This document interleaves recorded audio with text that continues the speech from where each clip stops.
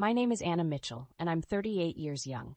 For the past 9 years, I've poured my heart into my skincare clinic, which has grown into a sanctuary of beauty and tranquility in the bustling heart of the city. My life, seemingly serene, was about to face an unexpected storm. It was a regular Thursday evening when Ethan, my husband of 4 years, casually dropped a bombshell over dinner. "I think it's time for Mom to move in with us," he said, as if discussing the weather. I paused, a forkful of salad suspended in midair. "Move in, as in permanently?" The words felt heavy in my mouth. Ethan nodded, oblivious to my shock. "Yeah, since Dad's gone, she's all alone. It's the least we can do." The news should have been a discussion, a decision made together. But there it was, presented as a done deal. My mind raced with images of Mrs. Harper, Ethan's mother, a woman of strong opinions and an even stronger presence, invading our peaceful home. But Ethan, our apartment isn't exactly spacious. Where would she even stay? I tried to keep my voice steady, but inside I was a whirlwind of anxiety and frustration. "We'll figure it out. It's important to me, Anna." His tone left no room for argument. I wanted to protest, to explain that this wasn't just about physical space, but about our space, our sanctuary. But I saw the resolve in Ethan's eyes, and something inside me deflated. "Okay," I sighed. "If it's just for a while, we can make it work." Ethan smiled, relieved, but I couldn't mirror his sentiment. That night I lay awake, staring at the ceiling, a sense of foreboding creeping over me. The following week, Mrs. Harper arrived, not with a suitcase, but with a moving company. Boxes upon boxes cluttered our once serene living room, and my heart sank. This was not temporary. It was a complete upheaval. "What's all this, Mrs. Harper?" I asked, trying to mask my dismay with a polite smile. "Oh, darling, I sold the house. This place is much nicer, and I thought, why not?" she chirped, her voice too cheerful for the gravity of the situation. I turned to Ethan, searching for an explanation, but he just shrugged. "Mom needs to be comfortable," he said. That night, as I squeezed past the boxes to reach my own bed, I realized the invasion had just begun. My home, my sanctuary, was slipping away, and with it, a part of my soul screamed in protest. But little did I know, this was just the tip of the iceberg. The real storm was yet to come. The arrival of Mrs. Harper marked the beginning of a new, uninvited chapter in our lives. Her presence, once sporadic, became a permanent fixture, transforming our home into a space I hardly recognized. One evening, about a week after her arrival, I found Ethan and his mother in the midst of a lively conversation in the living room, now cluttered with Mrs. Harper's belongings. "Anna, come join us," Ethan beckoned, his tone unusually cheerful. As I approached, Mrs. Harper's eyes scanned me with a mixture of curiosity and judgment. "Anna, dear, I was just telling Ethan how cozy this place is. Much better than living alone in that big old house." "Ethan, we talked about this being temporary," I whispered, trying to keep my composure. He brushed off my concern with a wave of his hand. "Mom's happy here. Isn't that what matters?" The conversation turned to mundane matters, but I felt a knot tighten in my stomach. This was not the agreement. This was not the life I had envisioned. In the following days, the situation worsened. Mrs. Harper, with her lavish tastes and disregard for boundaries, treated our home like her personal playground. The once orderly living room was now a maze of her possessions, and the tranquil ambiance I cherished was replaced by a constant buzz of her activities. "Ethan, we need to talk," I said one evening, finding him alone in the kitchen. "Your mother, she's taking over our home. We need to set some boundaries." He looked at me, his expression a mix of annoyance and indifference. "Anna, she's just trying to make herself at home. You're overreacting." "Overreacting? Overreacting? Ethan, look around. This isn't a home anymore. It's a storage unit for your mother's things." He shrugged, unmoved. "If you're so unhappy, maybe you should consider leaving." His words hit me like a physical blow. Leave? My own home? But as I looked around at the alien environment that my home had become, I realized he was right. This was no longer my sanctuary. It was time for me to reclaim my space, my peace. That night, with a heavy heart, I packed a suitcase with my essentials. I glanced around the apartment one last time, a silent farewell to a chapter of my life that was closing. As I stepped out into the cool night air, I felt a mix of sadness and relief. I was leaving behind a part of my life, but I was also stepping into a new beginning, one where I would not be overshadowed by the whims of others. I found refuge in a modest hotel room that night, the city lights twinkling like distant stars. Alone with my thoughts, I reflected on the path that led me here. My journey from a passionate beautician to a successful clinic owner was a testament to my resilience and ambition. But my personal life, it seemed, had taken a detour I hadn't anticipated. Ethan and I had met in a serendipitous encounter at a local cafe. He was charming, with a carefree spirit that complemented my meticulous nature. Our relationship blossomed into marriage, a union I believed was built on mutual respect and understanding. Yet, here I was, feeling like a stranger in my own life. The following days were a blur of emotions and decisions. I temporarily relocated my clinic to a smaller, more affordable space and dove into work. It was my sanctuary, a place where I felt in control, empowered. But the image of our cluttered apartment, now overrun by Mrs. Harper's possessions, lingered in my mind. Ethan's words echoed in my ears, "Maybe you should consider leaving." It wasn't just about the physical space. It was about respect, about being heard. I realized Ethan's perception of our life together had been a facade, masking his apathy and entitlement. Determined to confront the situation, I arranged to meet Ethan at a neutral location, a quaint coffee shop where we had shared many moments in the past. "Ethan, we need to talk about everything." "About us," I began, my voice steady but laced with emotion. He looked uncomfortable, fidgeting with his coffee cup. "Anna, I don't know what you want me to say. I want you to understand that what happened wasn't just about your mother moving in. It's about us, about how you disregarded my feelings, and my presence in our home."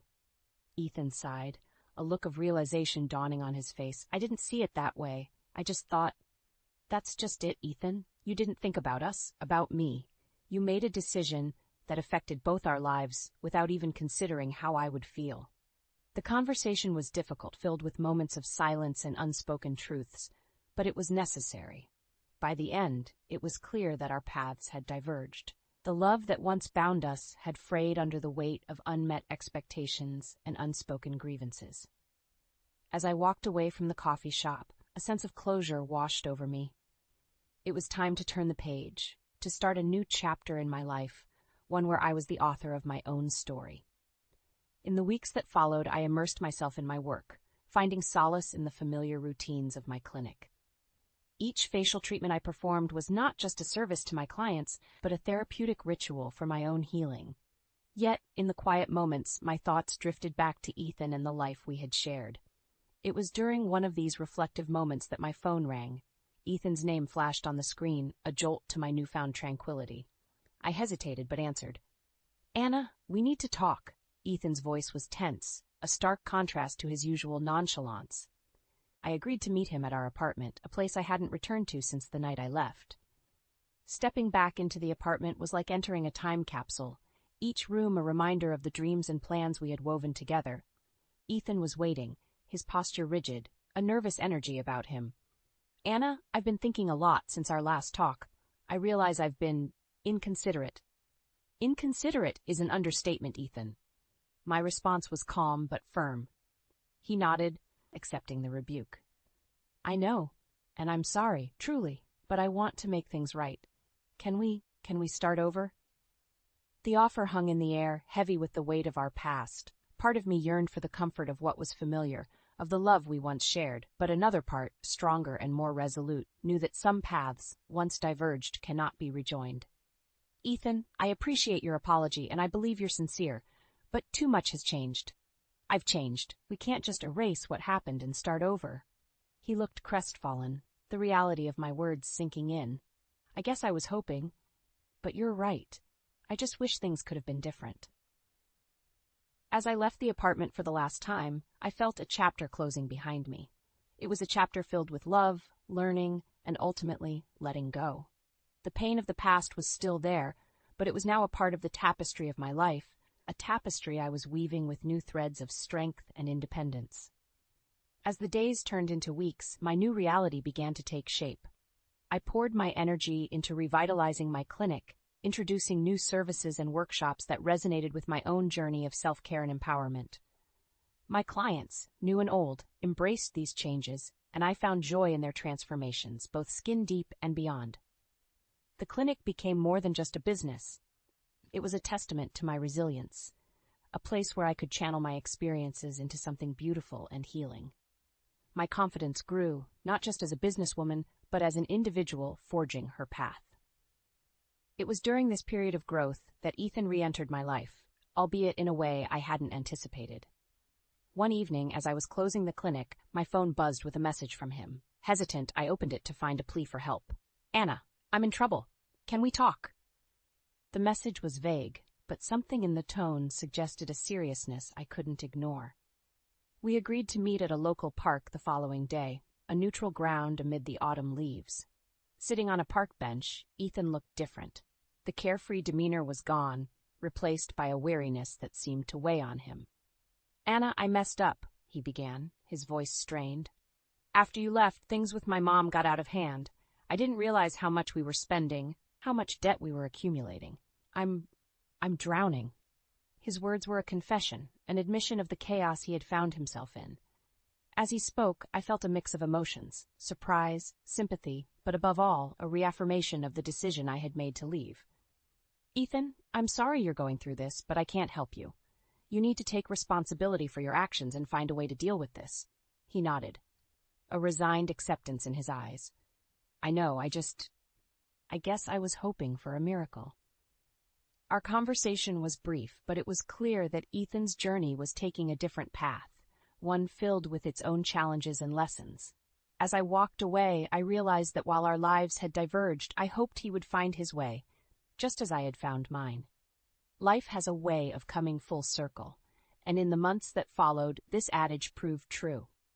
My clinic flourished, becoming a beacon for those seeking not just beauty treatments, but also a sense of community and empowerment. I had found my stride, balancing the demands of my business with the fulfillment of personal growth. Then came an unexpected turn. One busy afternoon, as I was consulting with a client, my phone rang persistently. Excusing myself, I stepped out to answer, finding Lisa, my cousin and the owner of the apartment I once shared with Ethan, on the other line. "Anna, there's trouble." Lisa's voice was tense. "Ethan and his mother are facing eviction. They haven't paid rent in months, and now they're asking for my help." The news was a shock, but not entirely surprising.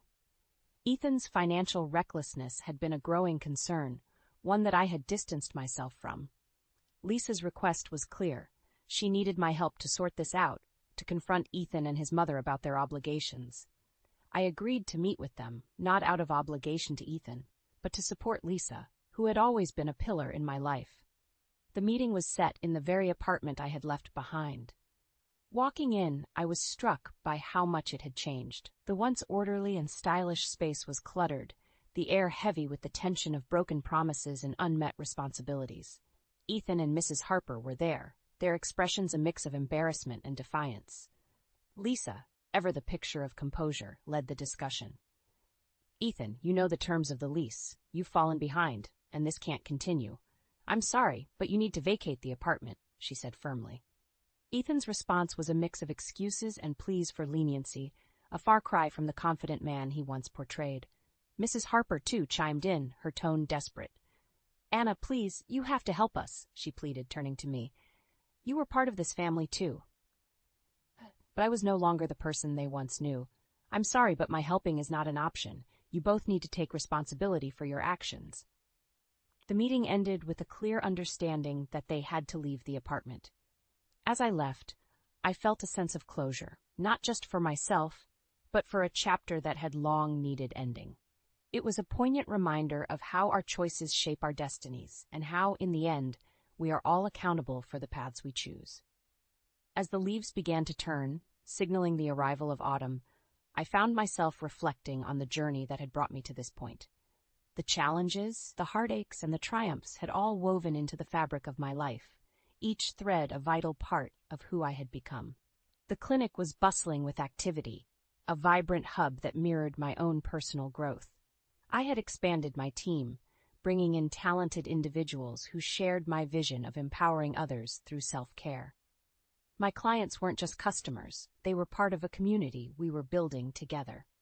One crisp morning, as I sipped my coffee, I opened a letter from Ethan. It was brief, a simple acknowledgement of our divorce being finalized. The words were formal, but in them I sensed a tone of regret, perhaps even a hint of gratitude. I set the letter aside, feeling a sense of peace. Our chapter had ended, but our stories continued, each on our own path. In the solitude of my apartment, now a cozy sanctuary that reflected my tastes and ambitions, I contemplated the lessons I had learned. I had discovered an inner strength I never knew I possessed, a resilience that had carried me through the storm. I had learned the importance of boundaries, of speaking up for oneself, and of the courage it takes to walk away from situations that no longer serve us. My thoughts turned to Ethan and Mrs. Harper. Despite the pain they had caused, I harbored no ill will. I wished them well on their journey, hoping they would find their own lessons in the choices they had made. Looking ahead, I felt a surge of excitement for the future. My dreams for the clinic were evolving, with plans to collaborate with local charities and expand our wellness programs. Personally, I was open to new experiences, to the possibilities of love and companionship, but on my terms, with the wisdom gained from my past. As I closed the door to my apartment, stepping out into the brisk morning air, I felt a profound sense of gratitude. Life, with all its unpredictability, was a beautiful, ever-changing tapestry. I was ready to embrace whatever came next, to weave new dreams and adventures into the story of Anna Mitchell.